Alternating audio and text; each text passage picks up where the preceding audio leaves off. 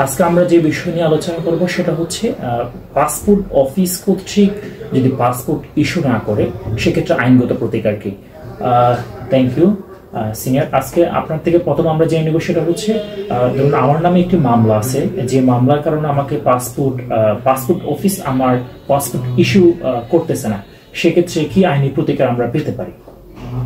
Thank you Zahed. Passport order 1973-তে এই ধরনের কোনো প্রভিশন নাই যে কারো বিরুদ্ধে যদি কোনো ফৌজদারি মামলা থাকে তাহলে সে পাসপোর্ট পাবে না। মোরাবার মহামান্য হাইকোর্ট রিসেন্ট একটা জাজমেন্টে বলেছেন এটা একটা ইনডাইরেক্ট রেস্ট্রিকশন, যে মামলার কারণে কাউকে পাসপোর্ট না দেওয়াটা একটা ইনডাইরেক্ট রেস্ট্রিকশন এবং এটা ফান্ডামেন্টাল রাইটসের ভায়োলেশন। তো যদি এরকম কোনো অবস্থা হয়, আপনার একটা মামলা আছে কিন্তু আপনার পাসপোর্ট দরকার, তাহলে আপনি দুইটা আইনগত রেমেডি আপনার জন্য খোলা আছে। একটা হচ্ছে আপনি মহামান্য হাইকোর্টে একটা রিট মামলা দায়ের করতে পারেন। তাহলে যদি রিসেন্ট একটি মামলায় মহামান্য হাইকোর্ট পাসপোর্ট অফিসকে 15 দিনের মধ্যে পাসপোর্ট দেওয়ার জন্য ডিরেকশন দিয়েছেন। মোরওভার আপনি একটা ম্যান্ডেটরি ইনজাংশনের মামলাও এখানে সিভিল কোর্টে করতে পারেন। আশা করি দুই মামলায় আপনি ভালো রেমেডি পাবেন। আরেকটা বিষয় আমরা সেটা হচ্ছে মুখোমুখি হই, সেটা হচ্ছে ওই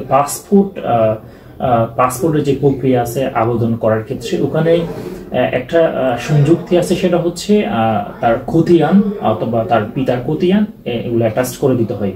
এক্ষেত্রে অনেক আছে যারা ভূমিহীন, বা তাদের ক্ষেত্রে কি আইনি প্রতিকার রয়েছে যদি ভূমিহীন হলেও তারা পাসপোর্ট পাবে এই বিষয়ে? বাংলাদেশি সিটিজেন হলে পাসপোর্ট পাবে, সে ভূমিহীন হোক আর ভূমি সহ হোক।